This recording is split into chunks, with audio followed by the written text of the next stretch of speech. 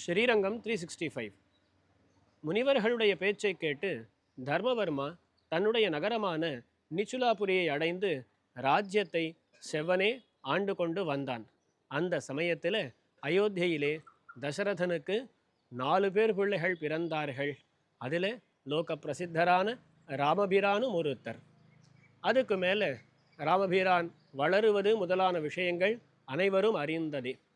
காட்டுக்கு செல்வதற்கு முன்னாடி பட்டாபிஷேகம் நடக்கப் போகிறது என்கிற எண்ணத்தோடு ஒருமுறை பிராட்டியோடு பெருமாள் பெரிய பெருமாளுக்கு திருவாராதனங்களை பண்ணினதை வால்மீகி ராமாயணமானது கூறுகிறது.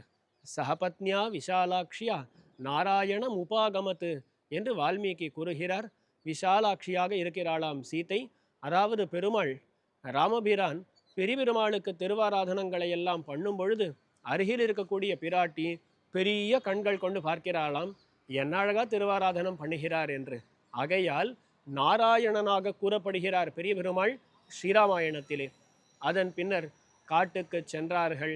ராவண வதம் நடந்தது. அதுக்கு மேலே எவ்வளவோ சரித்திரங்கள். கடைசியில் உத்தரகாண்டத்தில் சொல்லப்படக்கூடிய விஷயங்கள் வரும் பொழுது நிறைய அஸ்வமேத யாகங்களை ராமபிரான் பண்ணதாக தெரிய வருகிறது. அந்த ஒரு அஸ்வமேத யாகத்துக்காக தர்மவர்மாவும் அழைக்கப்பட்டான்.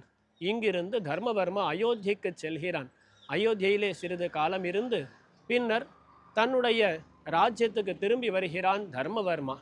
அதெல்லாம் முடிந்து பெருமாள் விபீஷணாழ்வானுக்கு ஏதாவது கொடுக்க வேண்டுமே என்கிற எண்ணத்தாலே ஸ்ரீரங்க விமானத்தையே கொடுத்தாராம். ஸ்ரீமத் ரங்கம் மகத்தாம சத்வஜம் சபரிச்சதம் பிரதத்தம் ராட்சசேந்திராய பிரியாய பிரியகாரிணே என்று தனக்கு மிகவும் உதவி செய்திருக்கக்கூடியவர் விபீஷணாழ்வான். அவருக்கு என்னதான் தருவது என்று பார்த்தவர் இதோ தம்முடைய குலதெய்வமாக இருக்கக்கூடிய ஸ்ரீரங்கநாதரை தருவதுதான் யுக்தமானது என்கிற எண்ணம் கொண்டு விபீஷணாழ்வானுக்கு கொடுத்தார்.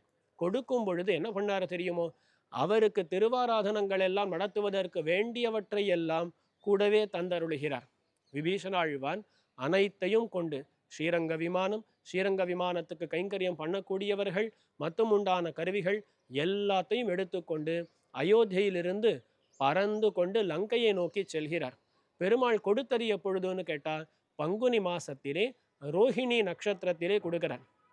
காலை பொழுதில் அயோத்தியிலிருந்து கிளம்பின விபீஷணாழ்வான் மத்தியான வேளைக்கு இந்த பக்கமாக காவேரி கரைக்கு வருகிறார். அங்கே வரும்பொழுது மாத்தியான்னிகம் பண்ண வேண்டுமே என்கிற எண்ணத்தாலே இடம் என்னதுன்னு பார்த்து கொண்டிருந்தார். அடுத்து என்ன நடந்ததுன்றதை வரும் பதிவிலே பார்ப்போம்.